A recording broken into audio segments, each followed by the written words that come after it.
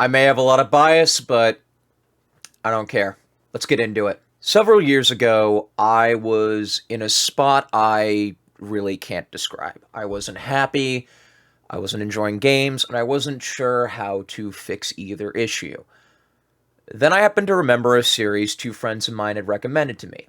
You guys already know my love for the series, and even though we've covered a few games here and there that I wasn't the biggest fan of, that all changes now, because Yakuza Like a Dragon is not only my absolute favorite game in the Yakuza series, not only is it my favorite turn-based RPG of all time, but it's one of my favorite games of all time, period. Forgive me for the bias, but I really can't help it.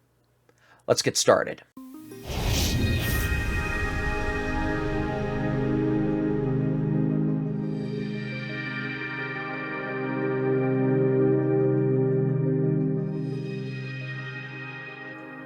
After Kiryu's last Dragon Engine game in the form of Kiwami 2, and after Yagami and Judgment, who showed that a new protagonist in the RGG universe could still provide some fun and enjoyment, the next direction in the Yakuza series would prove to be the most game-changing yet, and I mean that in the most literal sense.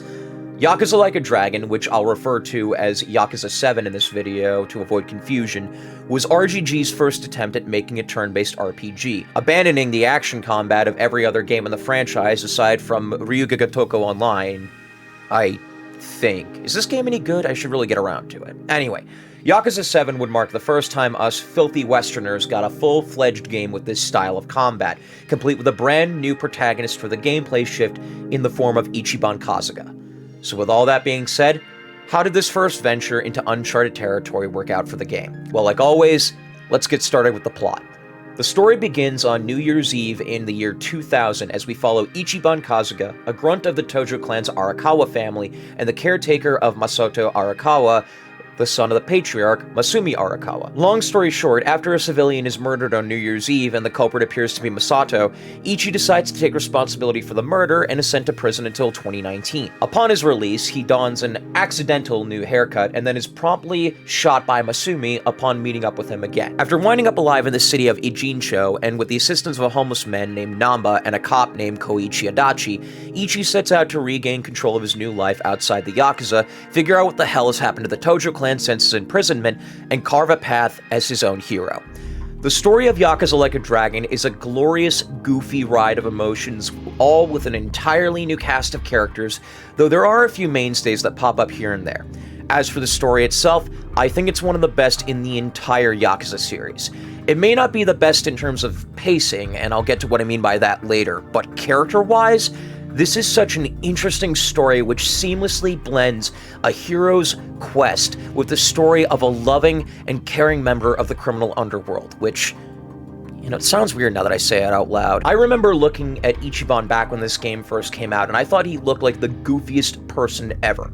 Thankfully, once I played this game, he did not disappoint. The best way I can describe Ichiban is being the friend everyone needs. He's so likable, so sweet, and so helpful to everyone around him that he becomes such a great protagonist purely out of his own personality. He's the best kind of character to play as and a great addition to RGG's lineup of characters. A bunch of the other party members are great as well, and the fact that the synergy between them shines through, even in the darkest situations in this game, makes them some of the best RPG party members I've ever seen. There's a common theme in Yakuza 7 about rising from rock bottom, and the game makes no attempt to hide its inspirations in the RPG genre. To top it all off, we have the bustling city of Ijincho as our main location, and the place has quickly become one of the most fun and enjoyable destinations in the entire series since its introduction here. Holy moly, I talked a lot about the story, but now let's move on to the presentation. Yakuza 7 is another gorgeous looking game to add to the lineup.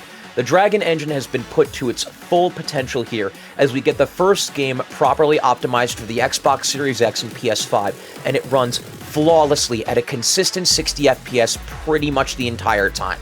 The combat animations look just as amazing as they always do. The summons and extreme heat animations all look fantastic. The character models are sublime. The city of Ijincho is a wonderful place and looks stunning.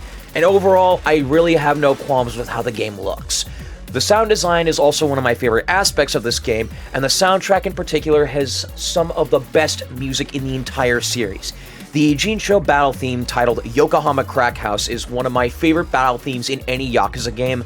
The boss themes are some of the best in any Yakuza game, with War Maker being a personal favorite of mine, and overall, at the risk of repeating myself ad nauseum, the sound design is some of the best in any Yakuza game. Now moving on to the biggest change that Yakuza 7 made to the game. The gameplay. Kind of hard to have a game without gameplay. Well, as I said before, Yakuza 7 made the brave decision to go in a bold new direction of making the combat turn-based. Now, there have been examples of Yakuza changing its gameplay style in the past. I mean, you could probably count games like Kenzen, Ishin, and Song of Life as an example, as well as Dead Souls for the whole third-person zombie shooter thing. But for the most part, the games have remained focused on action combat. 7 takes heavy influence from many JRPGs of new and old and basically meshes into what I could best describe as a very beginner-friendly take on turn-based combat. The deal with the combat is that you can perform 4 basic actions, or 5 if you're playing as Ichiban. The attack command is exactly what it sounds like. You whack or slash people with whatever weapon you've got. Blocking just auto-blocks attacks, but there is also a perfect block that you can execute by pressing the block button right as the enemy strikes. The Skills tab features all the skills that you can unlock by leveling your party up or by leveling up your jobs, which can range from character-specific jobs, such as Ichiban's Hero job, which is basically your standard RPG sword wielder, to Nanba's Homeless Guy class, which is essentially a mage class. The Items tab is exactly what it sounds like, where you can eat various foodstuffs or use a combat item to gain an advantage over your enemies. The final ability is strangely enough exclusive to Ichiban, which is the ability to call upon various characters as summons from an app called, and I am not making this up, Poundmates.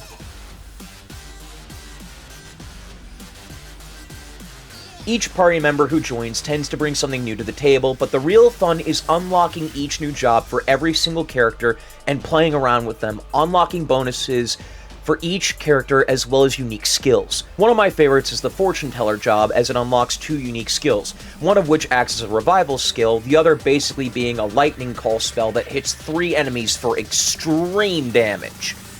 But wait, you ask yourself, how can these homeless people, Yakuza, and regular old citizens cast spells and shit, and why does everyone look so abnormal? Simple explanation. Ichiban is a huge Dragon Quest nut, and he loves the series so much that he visualizes every fight he's in as a turn-based RPG fight, hence the genre shift as well. And this is another reason why I love Yakuza 7. If you've seen my Alan Wake review, you know that I love when game devs wear their influences on their sleeve, and the influences from many RPGs of new and old are on full display in this game.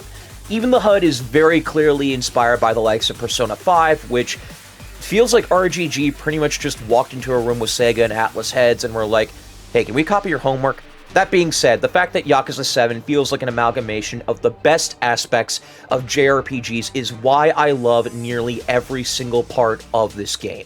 This game is essentially a giant love letter to the entire genre, and it's just so wonderful to see people passionate about them, using Yakuza as a template to form what is, to no surprise, my favorite turn-based RPG. But just because something is my favorite doesn't mean it's perfect, and there are a few things about Yakuza 7 that still bother me. For one, there's another combat mechanic that I didn't mention until now, where Ichi can pick up items in the environment, beating enemies with them instead of his weapon. The problem is that you have no control over when this happens, so if you're using a weapon that has a certain elemental effect, such as that electric baseball bat that can be seen on the cover, running up to an enemy only to start beating them with a traffic cone that does a quarter of your intended damage can really piss you off. While I'm on the subject of combat, it is incredibly simple, which I don't mind personally, but people expecting a complex combat system aren't really going to get that. This game also makes the bold decision to basically resurrect 2 characters who've been dead since Yakuza 3, and I swear, there could have been several more characters in their stead, but I don't know, I guess I can't complain about seeing these guys again, right? I just wish RGG weren't so reliant on past characters, you know what I mean? The last complaint I have is that there's a few points in the game where the pacing grinds to a halt, mostly because you have to, well, grind. I don't want to spoil it, but there's a point right before the story is about to hit a peak moment, and the game highly recommends you grind in the game's version of the Colosseum. But the problem is that if you don't, the ensuing combat encounters are nigh fucking impossible. I think the worst example is a point where the game requires you to get 3 million yen for a specific mission. And granted, you are given a business management mini-game, but in other games like Yakuza 0 and Kiwami 2, this was entirely optional. Not in the case of Yakuza 7, however, and for a game that mostly allows you to play how you want and get through most missions with minimal difficulty or grinding, having at least 3 different examples of this design philosophy being thrown out the window just really sucks. That being said, not only is Yakuza 7 still my favorite game in the series, not only is it my favorite turn-based RPG, and not only is it one of my top 10 favorite games of all time, but it's one of the best love letters to JRPGs of new and old that I've ever seen. If you haven't played any of the previous games in the series, this does act as a soft reboot, but the question is, could you play this game first without playing the other games? My answer would be yes, but on that note, you are missing a lot of context and story details for the events. Again, that's with me trying really hard not to spoil things. I beat this game before I beat any other Yakuza game, so maybe my viewpoint is a bit skewed, but if you really wanted a turn-based RPG and didn't care about the rest of the series, this is a decent place to start. Although I would always recommend you start with Yakuza 0 first, because of course I would. Regardless, all I have left to say is that when Infinite Wealth comes out, it's got some big shoes to fill, and from what I played of the demo, it's already starting to do it. Who knows? Maybe by this time next year, I'll have a new favorite Yakuza game. We can only hope. Have a happy new year, guys, and take care.